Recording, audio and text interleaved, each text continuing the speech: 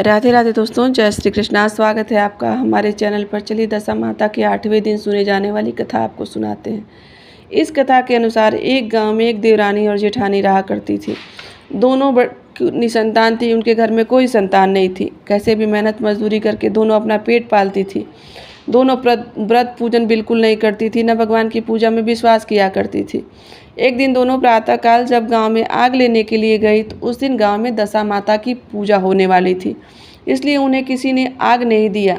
तब देवरानी ने जेठानी से कहा कि क्यों ना हम आज व्रत रख लें और जब शाम को आग मिलेगी तो रसोई बनाकर भोजन कर लिया जाएगा।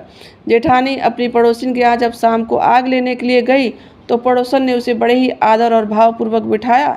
तब जेठानी ने पड़ोसी से पूछा कि दशा माता की पूजा करने से क्या होता है। पड़ोसी ने बताया कि जिस बात की इच्छा आपके मन में हो, जो मन्नत आप मांगना चाहती हो, उस इच्छा को रख कर और फिर आप यदि दशा माता का व्रत करती हैं तो आपकी इच्छा पूर्ण हो जाएगी। जेठानी यह सुनकर पड़ोसन से बोली कि अगली बार जब डोरा लेना होगा तो आप मुझे भी बताना, मैं भी डोरा लूँगी। जेठानी जैसे ही आग लेकर घर से बाहर आ रही थी, उसी समय गाय चराकर एक ग्वाला आ रहा था और उसके पीछे कंधे पर एक बछड़ा लटकाए हुए था और वह गाय उस बछड़े को चाटते हुए चली आ रही थी। पड़ोसन ने ग्वाले से पूछा कि भैया, आपकी गाय ने पहली बार प्रसव दिया है क्या? तब ग्वाले ने कहा कि हाँ। पड़ोसन ने पूछा कि बछिया है या बछड़ा? ग्वाले ने कहा कि बछड़ा है। यह जानकर पड़ोसन ने जेठानी से कहा कि घर जाकर दशा माता की डोरा ले लो और 9 दिनों तक व्रत रखकर कथा सुनना और 10वें दिन सिर सहित स्नान करके पूजन करना। दशा माता चाहेंगी तो तुम्हारी इच्छा जरूर पूर्ण हो जाएगी। जेठानी ने घर आकर सारी बात देवरानी को बताई और दोनों ने दशा माता की मनौती मांगी कि यदि उनके घर में कोई संतान होगी तो वह भी सुहागिनों को न्योता देंगी। और 10वें दिन जब उन्होंने व्रत पूर्ण किया और दशा माता की कृपा से उनके घर में संतान भी जन्म ले ली। दोनों को एक एक बालक जन्म लिए। बालकों के नामकरण का संस्कार आ गया। तब देवरानी ने जेठानी से कहा, हमने जो सुहागिनों को न्योता की मन्नत मांगी थी, अब हमें उसे पूरा कर देना चाहिए। जेठानी ने कहा कि अभी ऐसी भी क्या जल्दी है, जब लड़कों का अन्नप्राशन होगा तब सुहागिनों को न्योता दे देंगे। जब लड़कों का अन्नप्राशन भी आ गया तब देवरानी ने जेठानी से सुहागिनों की न्योता की बात कही, परंतु जेठानी बात नहीं मानी, टाल गई। उसे कहा कि लड़कों के मुंडन संस्कार में सुहागिनों को न्योता देंगे। और होते होते बालकों का मुंडन संस्कार भी हो गया, परंतु देवरानी के कहने पर भी जेठानी ने सुहागिन का न्योता की बात टाल गई। जेठानी बोली, जब लड़कों की सगाई होगी उस समय सुहागिनों को न्योता दे देंगे। बालक बड़े हो गए और उनकी सगाई भी हो गई। जेठानी ने अब की बार भी सुहागिनों को न्योता नहीं दिया। जेठानी बोली कि जिस दिन बच्चों के फेरे होंगे उस दिन सुहागिनों को न्योता दे देंगे। इस पर देवरानी बोली कि बहन, आपकी जब इच्छा होगी तब आप सुहागिनों को न्योता देना, परंतु मैं तो लगने के दिन ही सुहागिनों को न्योता दूंगी। इसी दौरान लगने के दिन सुहागिनों को देवरानी ने न्योता दे दिया, परंतु जेठानी ने इस बात की कोई भी परवाह नहीं की।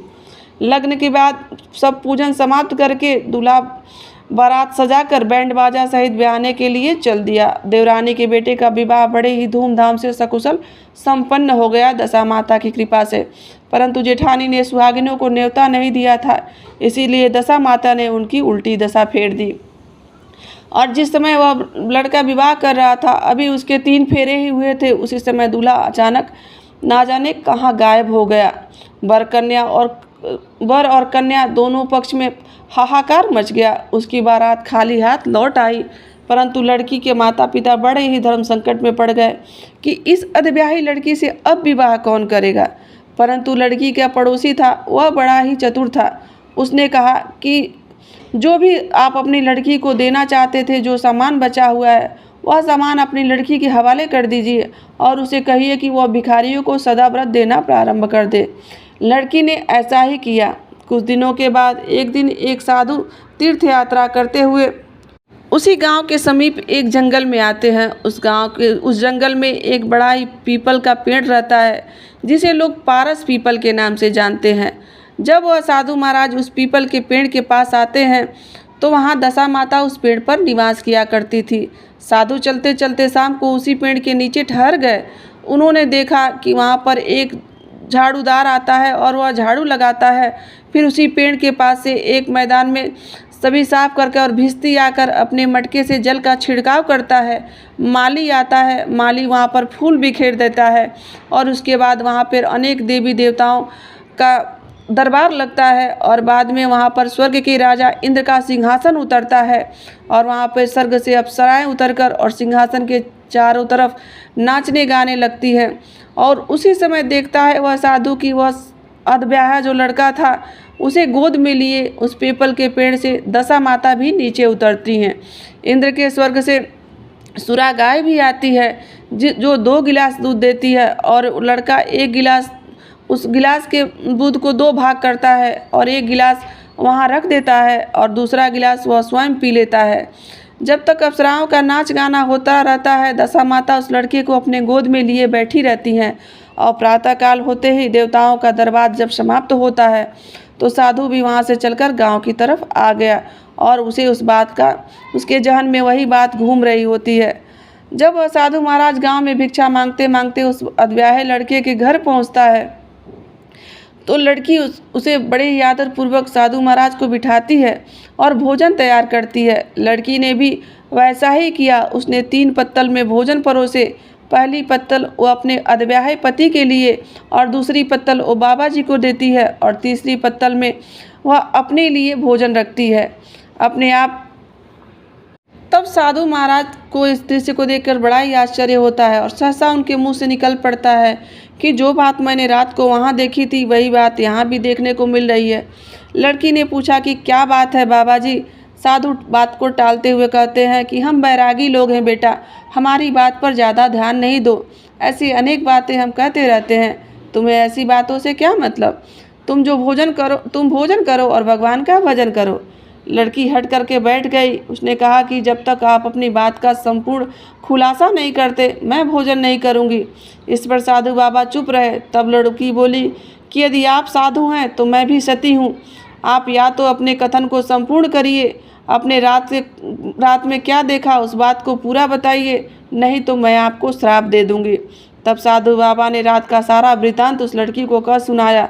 लड़की ने बाबा के साथ पीपल के पेड़ के पास जाने का निश्चय कर लिया।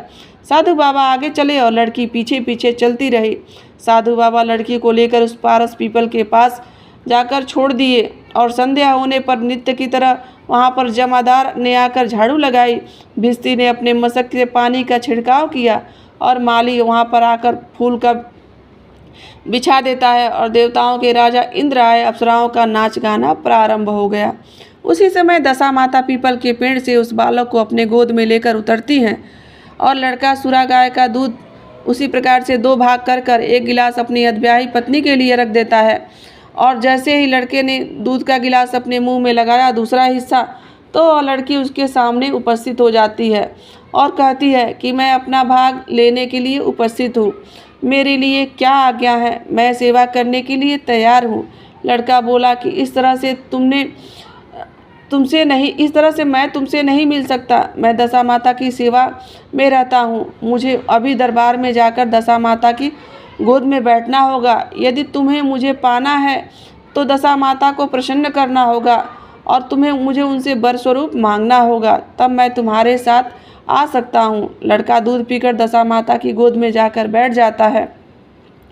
लड़की अप्सराओं के साथ नाचना प्रारंभ कर देती है। सवेरा हुआ तो दशा माता ने उस नई लड़की को बुलाकर पूछा कि तुम तो यहाँ पर बिल्कुल नहीं हो, तुम कौन हो। तुम्हारे नाचने से मैं बहुत प्रसन्न हूँ। तुम कोई वरदान मांगो, जो मांगोगी मैं तुम्हें वचन देती हूँ कि वह अवश्य ही दूंगी। परंतु वह लड़की भी बहुत चालाक रहती है। वह दशा माता से 3 बार वचन मनवाती है। कहती है कि आप वचन दीजिए कि जो भी मैं मांगूंगी वह अवश्य प्रदान करेंगी। दशा माता उसे तथास्तु कहती हैं। लड़की ने दशा माता से अपने पति को पकड़कर कहा कि मुझे यह चाहिए। दशा माता ने कहा कि तुमने मांगा तो बहुत कठिन है, परंतु मैं वचन दे चुकी हूँ, इस कारण तेरे पति को तुझे वापस देती हूँ। राजा इंद्र ने और सभी देवताओं ने पूछा कि इसके पीछे क्या राज है। हे दशा माता, यह क्या रहस्य है। तब हम सभी जानना चाहते हैं। तब दशा माता ने बताया कि यह वही लड़का है जिसे मैंने वरदान स्वरूप इसके माँ को दिया था। यह लड़का, इसकी माँ ने मनौती मांगी थी कि यह लड़का पैदा होने पर वह सुहागिनों को न्योता देगी, परंतु उसने अभी तक अपना वचन पूरा नहीं किया है। इसी कारण से इस लड़के को मैं विवाह के मंडप से ही उठा लाई थी। यह लड़की अधब्याही पत्नी है इसकी, और पतिव्रता भी है। पतिव्रता होने के कारण यह देव समाज में पहुंचकर मुझसे अपना पति मांग रही है। दशा माता के ऐसे वचन सुनकर इंद्र सहित सभी जो देवी देवता थे, उन्होंने वरवधू के ऊपर पुष्प की वर्षा की। तब साधु बाबा भी वहां पर उपस्थित हो गए और वहां से वह दूल्हा और दुल्हन को साथ लेकर गांव की ओर चल पड़े। जब वह तीनों गांव के समीप पहुंचे तो गांव वालों ने दूल्हा दुल्हन को देखकर लड़की के पिता को सूचना दी कि तुम्हारी पुत्री एक दूल्हे के साथ आ रही है। जिस दिन से लड़की चली गई थी, उसके पिता ने लोकापवाद के डर से बाहर निकलना बंद कर दिया था। गांव वालों की यह भी बात सुनकर वह अपने घर में किवाड़ बंद करके ही पड़ा रहा। उसने समझा कि लड़की साधु बाबा के साथ आ रही होगी, इसलिए लोग मेरा उपहास कर रहे हैं। जब गांव के कुछ गणमान्य व्यक्ति उसके पास गए और बताई कि उसने अपने घर में उसने नहीं वह साधु बाबा के साथ नहीं आ रही है, तो उसने अपने घर का किवाड़ खोला और बाहर निकला। तब उसने देखा कि सचमुच उसके द्वार पर लड़की और दामाद खड़े हैं। यह देखकर उसके प्रसन्नता का ठिकाना नहीं रहा। उसके पश्चात उस लड़की के पिता ने बहुत सा दान पुण्य किया, फिर विवाह की तैयारी प्रारंभ कर दी। लड़की की माता से कहा कि इस तरह से विवाह नहीं होगा, पहले दूल्हे की माता सुहागिनों को न्योता देगी और बारात लेकर आए, तब विवाह के नेक पूरी तरह से किए जाएंगे। लड़की के पिता ने लड़के के घर पर खबर भिजवाई और लड़की के माँ ने अब पहले सुहागनों को न्योता दिया, तब बारात लेकर बड़ी धूमधाम से विवाह के लिए चली और फिर वर वधू दोनों अपने घर आ गए। वधू की खुशी का ठिकाना नहीं रहा। लड़की की माता ने दोबारा सुहागिनों को न्योता दिया। उसी समय से विवाह के दिन वर के घर पर सुहागिनों के न्योता की प्रथा भी चली आ रही है। दशा माता, हे दशा माता, जिस तरह से आप उस सती की दशा बदली, उसी प्रकार से सभी का कल्याण करें। तो दोस्तों, यह थी दशा माता की 8वें दिन सुने जाने वाली कथा। आशा करती हूँ कि आपको यह कथा अवश्य ही अच्छी लगी होगी और यहाँ तक बने रहने के लिए आप सभी का दिल से आभार। मिलते हैं किसी ऐसी कथा, कहानी और जानकारी के साथ। आज के लिए बस इतना ही। राधे राधे, जय श्री कृष्ण।